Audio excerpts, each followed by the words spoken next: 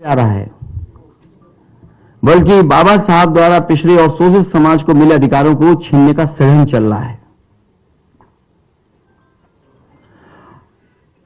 केवल एक संस्था में नहीं, अगर भारतीय जनता पार्टी का काम करने का तरीका हम देखें तो हर संस्था में भारतीय जनता पार्टी जानबूझ करके षड्यंत्र कर करके पिछड़ों को, दलितों को अधिकार नहीं दे रही है।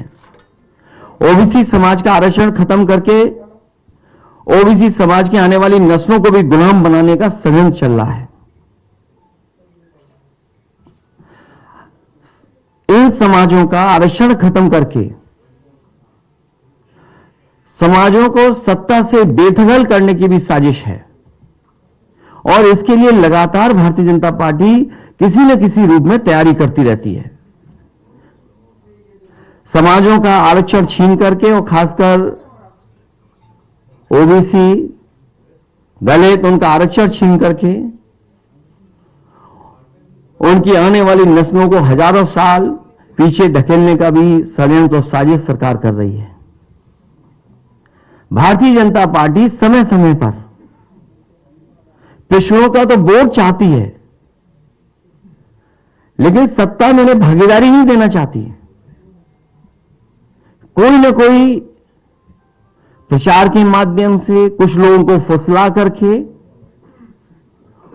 उनके बीच संदेश भेजने का काम, वोट तो लेना चाहते हैं, लेकिन जब कभी उन्हें भागीदारी देने की बात आएगी तो भारतीय जनता पार्टी उन्हें भागीदारी नहीं देगी।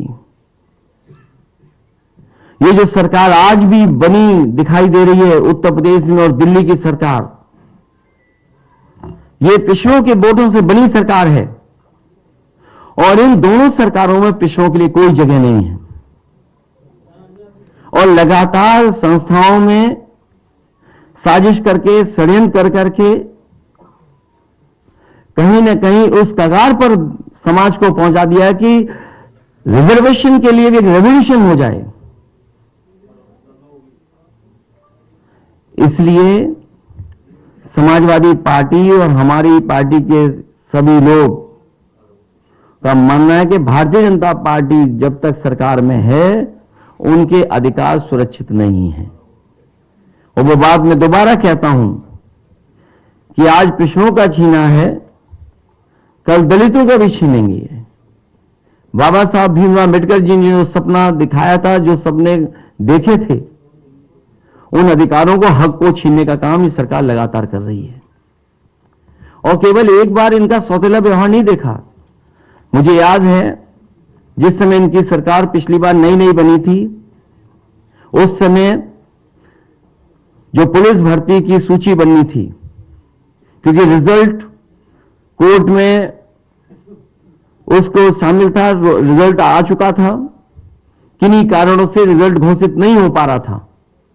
जब कोर्ट के माध्यम से घोषित किया गया तो इसी भारतीय जनता पार्टी की सरकार ने वो रिजल्ट घोषित किया और घोषित होने के 3-4 दिन बाद इन्होंने पूरा का पूरा रिजल्ट बदल दिया और कहा कि ये नई आरक्षण व्यवस्था है, उसके तहत नई सूची बनाई जाएगी। मुझे याद है उस समय 1700 पिछड़े और दलित नौजवानों को नौकरी मिली थी।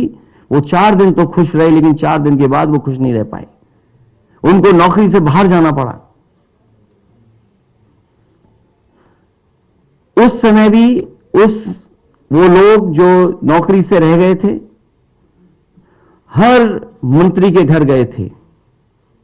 लगता तो यह है कि भारतीय जनता पार्टी की सरकार में आने के बाद और भारतीय जनता पार्टी में शामिल होने के बाद जो नेता उसमें हैं उनकी आत्मा मर जाती है, उन्हें कोई दिखाई नहीं देता। केवल यही नहीं, 69,000 वाले में जिस तरीके से सरकार ने घोटाला किया वो एक उदाहरण है। यूनिवर्सिटियों में जिस तरीके से नौकरियां मिली हैं, यूनिवर्सिटियों में जिस तरीके से नौकरियां मिली हैं, आप कोई यूनिवर्सिटी उठा लीजिए।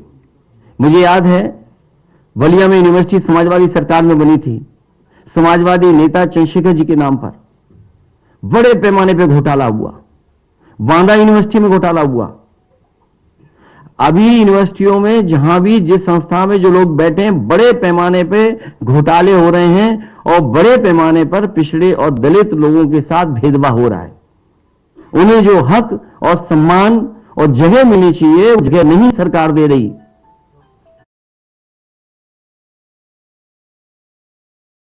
एक यूनिवर्सिटी में नहीं,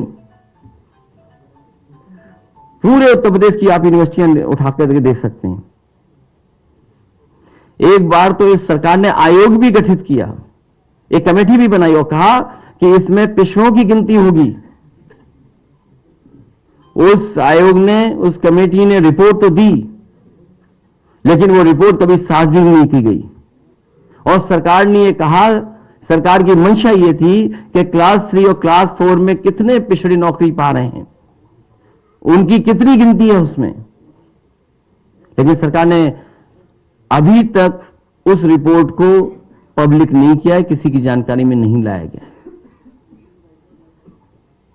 इसलिए लगातार सरकार भेदभाव कर रही है और जरूरत पड़ेगी और हमारी पार्टी के संगठन के लोग, पिछड़ा वर्ग का जो संगठन है उसके लोग तैयार कर रहे हैं। अगर सुप्रीम कोर्ट में भी लड़ाई लड़नी पड़ेगी तो समाजवादी पार्टी पिछड़े वर्ग के साथ पूरे सहयोग और मदद के साथ खड़ी होगी, जिससे सुप्रीम कोर्ट में भी लड़ाई लड़ी जा सके।